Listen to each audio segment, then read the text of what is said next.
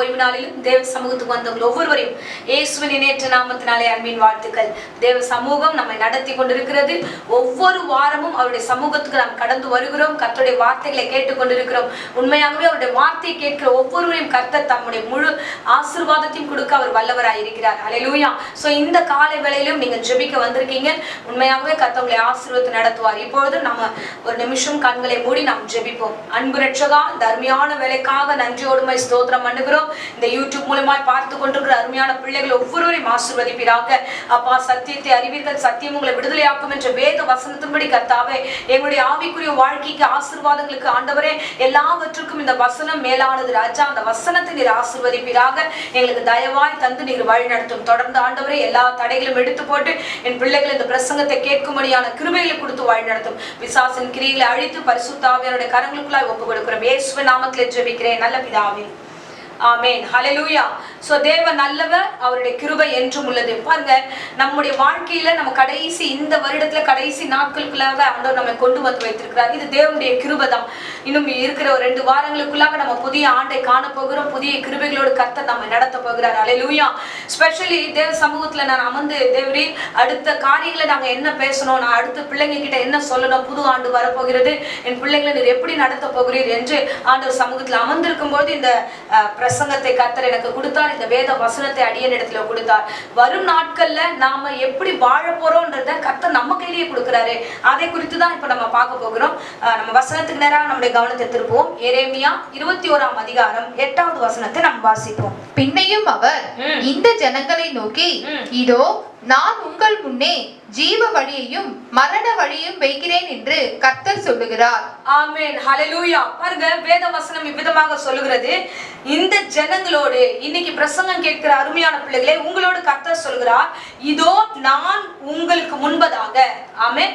ஆண்டவர் புதிய வருடத்துல நம்மளை கொண்டு போக போகிறார். அவர் சொல்கிறார், புது வருடத்தை நீ காண போகிறார். அதற்கு முன்பதாக உனக்கு முன்பதாக நான் ஒரு காரியத்தை வைக்கிறேன். என்னவென்றால் ஜீவ வழியையும் மரண வழியையும் வைக்கிறேன். 2 காரியம் உனக்கு முன்னதாக இருக்கிறது.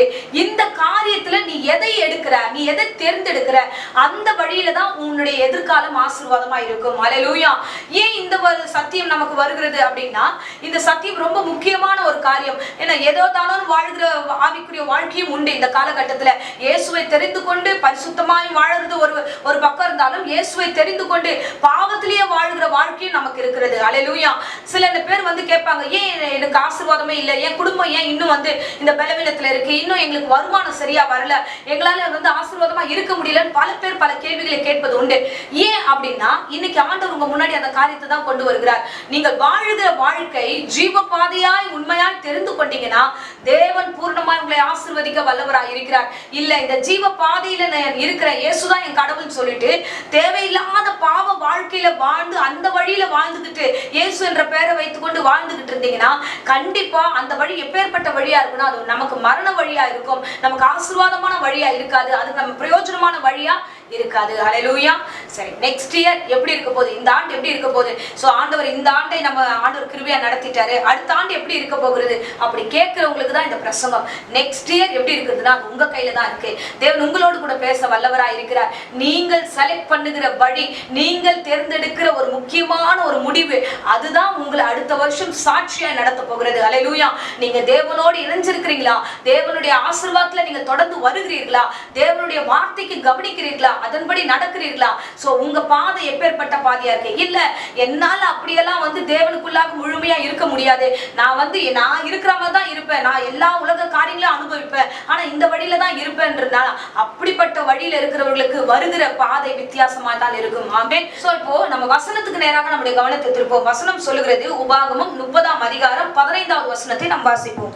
இதோ ஜீவனையும் நன்மையும் மரணத்தையும் தீமையும் இன்று உனக்கு முன்னே வைத்தேன். ஆமென். ஹல்லேலூயா. சோ ஆண்டவராகிய கர்த்தர் இன்றைக்கு உங்க முன்னாடி வச்சிருக்கிறாரு. நாளைக்கு எப்படி இருக்க போகுது என் லைஃப், அடுத்த வருஷம் எப்படி இருக்க போகிறது, அடுத்த காலங்கள் எதிர்காலங்கள் எப்படி இருக்க போகுதுன்னா உங்களுக்கு முன்பதாக வைத்திருக்கிற இந்த காரியத்தை செலக்ட் பண்ண வேண்டிய முக்கியமான இடத்துல நீங்க இருக்கீங்க. ஆமென். அல்லேலூயா. கர்த்தர் நல்லவர், கர்த்தர் நல்லவர். தேவன் வந்து நமக்கு ஒரு ஐடியா கொடுக்கிறார் பாருங்களேன். என்ன ஐடியா கொடுக்கிறாருன்னா, அதுக்கு கீழே 19வது வசனத்தை நம்ம வாசிக்கிறோம். வாசிங்க. நான் ஜீவனையும் மரணத்தையும் ஆசீர்வாதத்தையும் சாபத்தையும் உனக்கு முன் வைத்தேன் என்று உங்கள் மேல் வானத்தையும் பூமியும் இன்று சாட்சி வைக்கிறேன். ஆகையால் நீயும் உன் சந்ததியும் பிழைக்கும்படிக்கு நீ ஜீவனை தெரிந்து கொண்டு.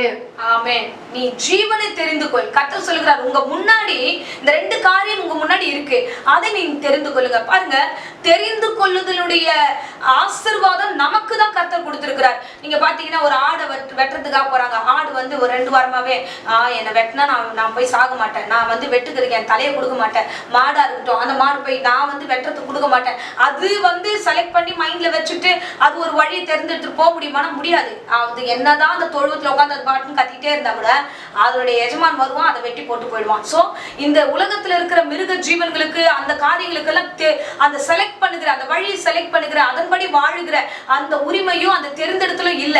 ஆனா உங்களுக்கு எனக்கும் ஆண்டவர் தெரிந்து கொள்ளக்கூடிய வழியை வைத்திருக்கிறார். அல்லேலூயா. நீ எப்படி வாழணும், எந்த வழியில வாழணும், யாரோட சேரணும், உன்னுடைய வாழ்க்கையின் பயணம் எப்படி தொடரணும் என்ற ஒரு அறிவு ஞானம் நமக்கு தான் கர்த்தர் கொடுத்திருக்கிறார். அல்லேலூயா. அதுக்கு தான் அந்த ஆலோசனை கொடுக்கிறாரு. நான் இன்று சாட்சியா சொல்றேன், வானத்தின் பூமியை வச்சு சாட்சி சொல்றேன், நீங்க நல்லா வாழணும் அப்படின்னு நீங்க மைண்ட் செட்ல இருந்தீங்கன்னா நீ தெரிந்தெடுக்க வேண்டிய ஒரு வழி இருக்கிறது. சோ நீ ஜீவனுள்ள வழியை தெரிந்து கொள். அல்லேலூயா. அருமையான பிள்ளைகளே, வேதாகமத்துல ஒரு சிலரை நான் உங்களோடு கூட பேச விரும்புகிறேன். அவர்கள் தங்களுடைய வாழ்க்கையில தெரிந்து கொள்ளும் பொழுது அவர்கள் செய்த ஆசீர்வாதமும் அவர்களுக்கு வந்த ஒரு சிலர் செய்த தவறுகளும் நம்ம பார்க்க போறோம். முக்கியமா முதலாவது ஆபிரகாமை குறித்து நம்ம பார்க்க போறோம். ஆபிரகாம் தன்னுடைய வாழ்க்கையில அவர் வந்து தன் தகப்பனோடு கூட வாழ்ந்த நாட்கள் உண்டு. அவங்க தகப்பன் விக்கிரக காரியங்களை உருவாக்குகிறவராக அவர் காணப்பட்டார். அவர்களோடு கூட அவர் வாழ்ந்து கொண்டிருந்தார். அப்பொழுது ஒரு குறிப்பிட்ட நேரம் வரும்போது தேவன் வந்து ஆபிரகாம் கிட்ட ஒரு வார்த்தை சொல்லுகிறார். ஆதியாகமம் 12ஆம் அதிகாரம் 1 வசனத்தை நாம் வாசிப்போம். கர்த்தர் ஆபிராமை நோக்கி, நீ உன் தேசத்தையும் உன் இனத்தையும் உன் தகப்பனுடைய வீட்டையும் விட்டு புறப்பட்டு நான் உனக்கு காண்பிக்கும் தேசத்துக்கு போ. ஆமென். ஹல்லேலூயா. பாருங்க, தேவன் வந்து இப்போ ஒரு வார்த்தை கொடுக்கிறார். எப்படி உங்களுக்கு இப்போ ஒரு வார்த்தை கொடுத்தாரு, ஜீவ பாதை எடுத்துக்கங்க அப்படின்னு உங்களுக்கு ஒரு வார்த்தை கொடுத்தாரு பாத்தீங்களா? இதே மாதிரி தான் ஆபிரகாம் கொடுக்கிறார். நீ வந்து இந்த இடத்தை விட்டுட்டு கிளம்பி போ, இந்த ஆசீர்வாதம் உனக்காக நான் வச்சிருக்கேன், நீ போகும்போது தேவன் சொன்ன வார்த்தை. சோ இன்னைக்காவது நமக்கு நிறைய வேத வசனங்கள் இருக்கு. ஆவியானவர் முகமுகமா நம்மளோட பேசி கொண்டிருக்கிறார். நம்ம என்ன நினைச்சாலும் ஆண்டவர் வந்து இந்த காலகட்டத்துல வித்தியாசமா ஆவியானவர் நமக்குள்ள அசைவாடுகிறார். நம்மளால வந்து கடவுள் தான் பேசுறாருன்றத கரெக்டா புரிஞ்சுக்க முடியுது.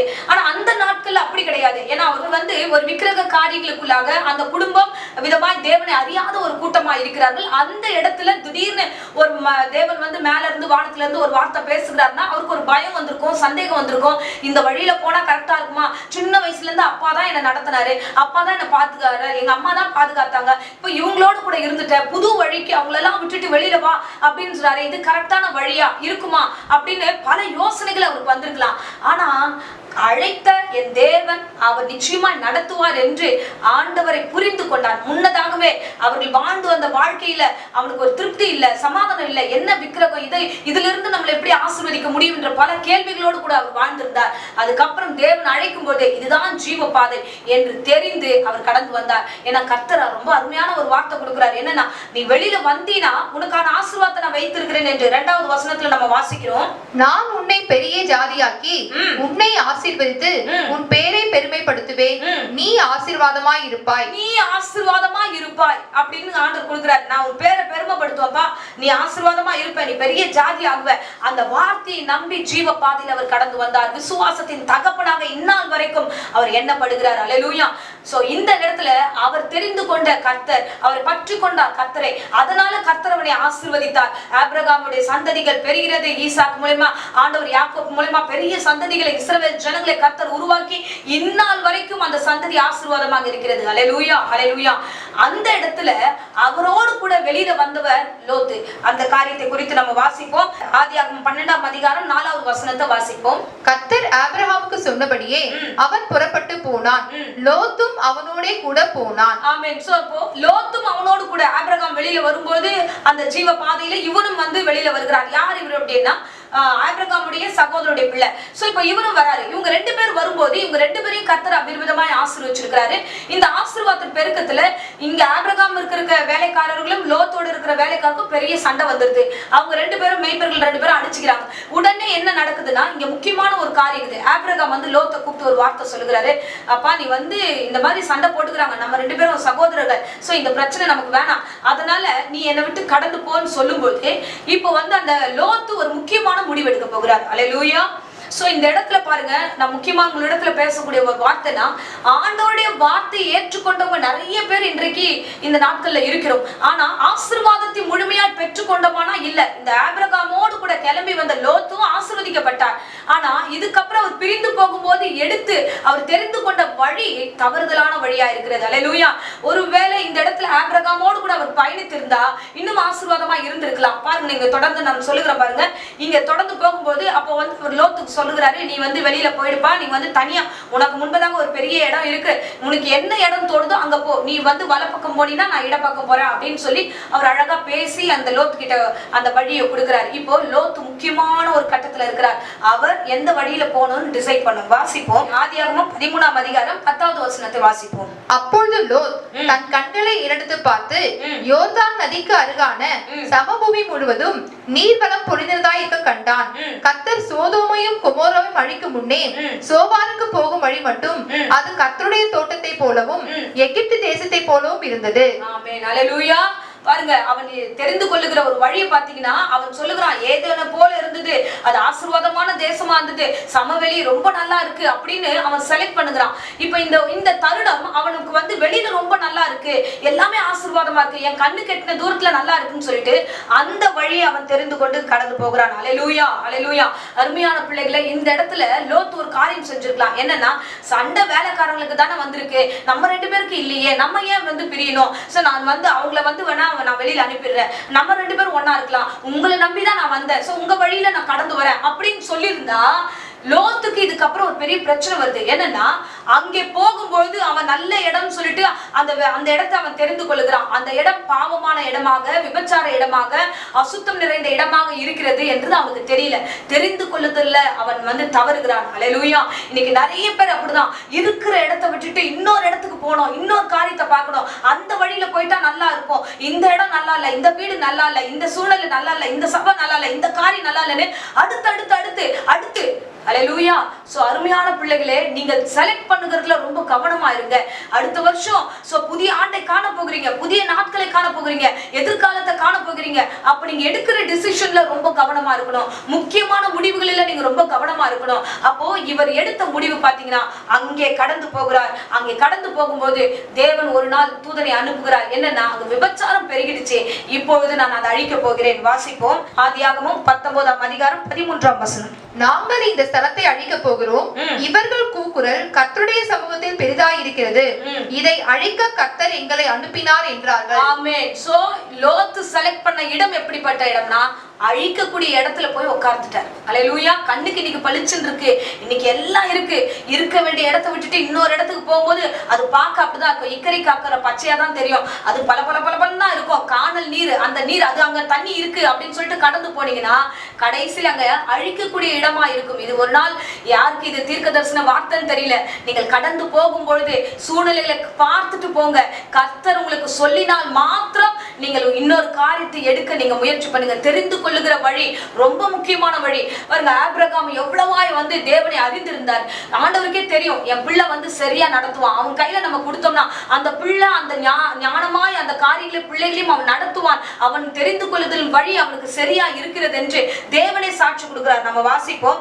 ஆதியாகமம் 18ஆம் அதிகாரம் 19வது வசனத்துல, கர்த்தர் ஆபிரகாமுக்கு சொன்னதை நிறைவேற்றும்படியாய் அவன் தன் பிள்ளைகளுக்கும் தனக்கு பின்வரும் வீட்டாருக்கும் நீங்கள் நீதியையும் நியாயத்தையும் செய்து கர்த்தருடைய வழியை காத்து நடவுங்கள் என்று கட்டளையிடுவான் என்பதை அறிந்திருக்கிறேன் என்றார். ஆமென். கர்த்தர் அறிந்திருக்கிறார். என்னன்னா, என் பையன் அவன் வழி கரெக்டா செலக்ட் பண்ணிட்டான், அதுக்கப்புறம் அவன் பிள்ளைகளுக்கு அவன் சொல்லி வளர்ப்பான் இருப்பான்றது ஆபிரகாமை குறித்து தேவன் அறிந்திருந்தார். அல்லேலூயா. அதனாலதான் சொன்னாரு, நீ வாப்பான்னு சொல்லும் போதே அவர் வந்துட்டாரு. இந்த கூடவே இருந்த லோத்துக்கு அந்த காரியம் தெரிஞ்சிருக்கும். சோ இவரு அப்பா நம்ம விட்டுட்டு போறோமே, இவர் அப்பா ஸ்தானத்துல இருக்கிறாரு, இவரை விட்டுட்டு நம்ம கடந்து போறோமே, இல்ல இவரோடு கூட இருந்தா நம்மளை ஆசீர்வதிப்பார் என்ற உணர்வோடு கூட அந்த இடத்துல இருந்திருந்தா உண்மையாகவே அந்த குடும்பம் சீரழிந்திருக்காது. அதுக்கப்புறம் அந்த குடும்பம் சரியா இல்ல, அவனுடைய மனைவி இழந்துடுறாரு, பிள்ளைகள் இருவரும் தவறுதலான ஒரு காரியத்தை செய்கிறார்கள், லோத்துடைய குடும்பம் பாழாய் போகிறது. அல்லேலூயா. அருமையான பிள்ளைகளை, நாம் தெரிந்து கொள்ளுகிற இடத்துல இருக்கிறோம். ஜீவ பாதை தெரிந்து கொள்ளுங்கள் என்று இன்றைக்கு தீர்க்கமாய் கர்த்தர் உங்களோடு கூட பேசுகிறார். பல வழிகளுக்கு நேராக உங்களுடைய கவனங்கள் போகிறதே இல்ல, நீங்க ரொம்ப கவனமா இருங்க. பாருங்க, நம்ம ரூத்துடைய காரியத்தை நம்ம வாசிக்கிறோம். இளம் வயதுல அவ ஒரு விதவையாய் மாறுகிறார். மாறின பொழுது அவளுடைய தாயோடு கூட போயிருக்கலாம், ஆனா தன்னுடைய மாமியாரோடு அவள் ஒட்டி இருந்து அவளையே பற்றி கொண்டிருந்தா. மாமியார் கூப்பிட்டு சொல்றாங்க, அம்மா நீ உங்க வீட்டுக்கு போயிடுமான்னு சொல்லும் போதே அவ போகவே இல்லை. அவள் தெரிந்து கொண்ட வழி எப்படி தெரியுமா, நீங்க வணங்குகிற தேவன் தான் எனக்கு தேவன் சொல்லி அருமையாய் தேவனை அவள் தெரிந்து கொண்டார். வாசிப்போம் 1ஆம் அதிகாரம், ரூத் 1ஆம் அதிகாரம் 16வது வசனத்தை வாசிங்க. அதற்கு ரூத், நான் உம்மை பின்பற்றாமல் உம்மை விட்டு திரும்பி போவதை குறித்து என்னோட பேச வேண்டாம். நீர் போகும் இடத்திற்கு நானும் வருவேன், நீர் தங்கும் இடத்திலே நானும் தங்குவேன். உம்முடைய ஜனம் என்னுடைய ஜனம், உம்முடைய தேவன் என்னுடைய தேவன். ஆமென். ஹல்லேலூயா. எவ்வளவு அழகாய் தெளிவாய் அந்த விடோக்கு அவ ஒரு விதவை, அவ அந்த இடத்துல வந்து செலக்ட் பண்ற விஷயம் பாருங்க, சரியா செலக்ட் பண்ணுகிறா. இல்ல நான் ஆண்டவருடைய பிள்ளை, நான் உம்மண்டையில தான் வருவேன், நீங்க எங்க போறீங்களோ அங்கதான் நான் வருவேன், நீங்க எங்க சொல்றீங்களோ அங்கதான் நான் இருப்பேன், உங்க தேவன் தான் என் தேவன் சொல்லிட்டு அவள் எடுத்த அந்த தீர்மானத்துல கர்த்தர் அவளை ஆசீர்வதித்தார். அல்லேலூயா.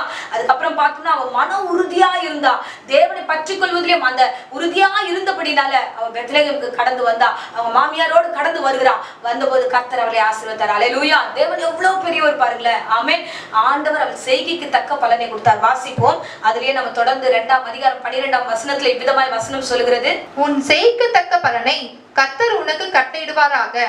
இஸ்ரவேலின் தேவனாகிய கர்த்தருடைய செட்டைகளின் கீழ் அடைக்கலமாய் வந்த உனக்கு அவராலே நிறைவான பலன் கிடைப்பதாக என்றான். ஆமென். ஹல்லேலூயா. சோ கர்த்தர் விதமாக இந்த ரூத்தை ஆசீர்வதித்தா. அவ செய்க, அவ சரியான ஒரு முடிவு எடுத்தா.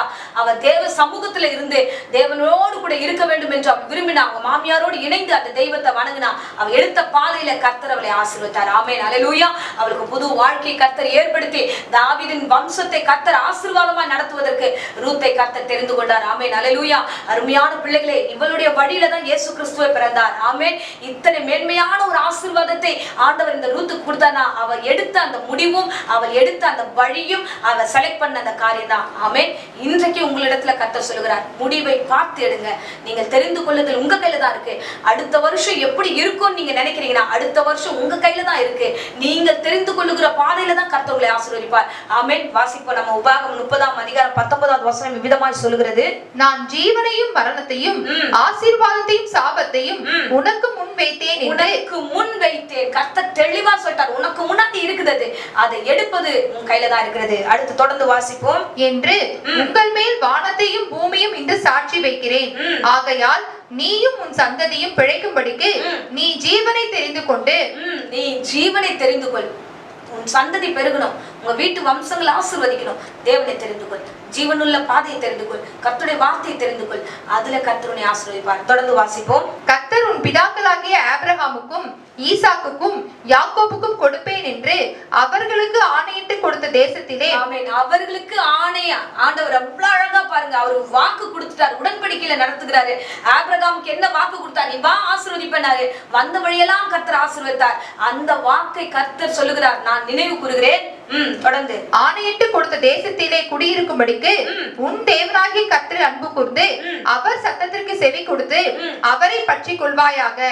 அவரே உனக்கு ஜீவனும் தீர்க்காயுசுமானவர் என்றான். ஆமென். ஹல்லேலூயா.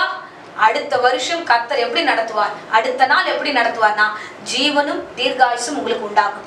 கர்த்தர் உன்னையும் உன் வம்சத்தையும் உன் வீட்டையும் கர்த்தர் ஆசீர்வதிப்பார். சோ இந்த இடத்துல முக்கியமான இடம் யாருக்கு, நான் கர்த்தரை சொல்லிட்டார், இன்னைக்கே சொல்லிட்டார் அது வார்த்தை. நெக்ஸ்ட் இயர் எப்படி இருக்க போறேன்ட்டு உன் கையில தான் இருக்குது எல்லாமே. ஆமென். தீர்காயுசோடு நீ வாழ்ந்திருக்க வேண்டும் என்றால் ஜீவனுள்ள பாதையை தெரிந்து கொள்ளுங்க, கர்த்தர் உங்களோட இருந்து நடத்துவார். இப்போது மடியன் உங்களுக்காக ஜெபிக்கிறேன். இருந்த இடங்களை கண்களை மூடி ஜெபிப்போம். ஸ்தோத்திரம் ஏசப்பா, உம்மை துதிக்கிறோம் ஆண்டவரே. தீர்க்க தரிசனமாக இன்னைக்கு கொடுத்த வேத வசனத்துக்காக நன்றி நன்றி நன்றி. எல்லோரும் இப்பொழுது நாங்கள் ஸ்தோத்திரம் பண்ணுகிறோம். பரிசுத்த ஆவியானவரே, ஜீவனுள்ள பாதை எங்களுக்கு முன்பதாக இருக்கிறதே, உமக்கு நன்றி ஆண்டவரே, உமக்கு நன்றி அப்பா. நீர் கொடுத்த இந்த வேத வசனத்துக்காக, வார்த்தைக்காக நன்றி செலுத்துகிறோம் ஆண்டவரே. அப்பா, நாங்கள் தவறுதலான வழிகளை செலக்ட் பண்ணாதபடிக்கு ஆவியானவரை நிறுத்தி நிதானமாய் பொறுமையாய் யோசித்து ஆண்டவரே ஜீவ பாதை நாங்கள் தெரிந்து கொண்டு வேத வசனத்துல ஓட எங்களுக்கு கிருபை தருவீராக. இந்த பிரசங்கத்தை கேட்ட அருமையான பிள்ளைகளையும் குடும்பங்களையும் கர்த்தர் ஆசீர்வதிப்பீராக. தேவையற்ற குழப்பங்களையும் ஆண்டவரே, பலவீனமான எண்ணங்களையும், தேவையில்லாத குழப்பத்தின் மத்தியில வாழ்ந்து கொண்டிருக்கிற பிள்ளைகளை ஒப்பு கொடுக்கிற ராஜா, அவர்களை குழப்புகிற பிசாசை இயேசுவின் நாமத்தில் சபித்து கட்டுகிறேன். கர்த்தர் தாமே பொறுப்பெடுத்துக் கொள்ளும், ஆசீர்வதியும் ஆண்டவரே. உமக்கு ஸ்தோத்திரம். ஆபிரகாம் ஆண்டவரே ரூத்தும் தெரிந்து கொள்ளப்பட்ட அந்த வழியில நடந்தது போல நாங்களும் வாழ்ந்திருக்க எங்களுக்கு கிருபை தருவீராக, ஆசீர்வதிப்பீராக. தொடர்ந்து வழி நடத்தும், காத்துக்கொள்ளும். இயேசுவின் நேற்று நாமத்திலே ஜெபித்து ஒப்பு கொடுக்கிறேன் ஜீவனுள்ள நல்ல பிதாவே. ஆமென், ஆமென், ஆமென். Praise the Lord. God bless you.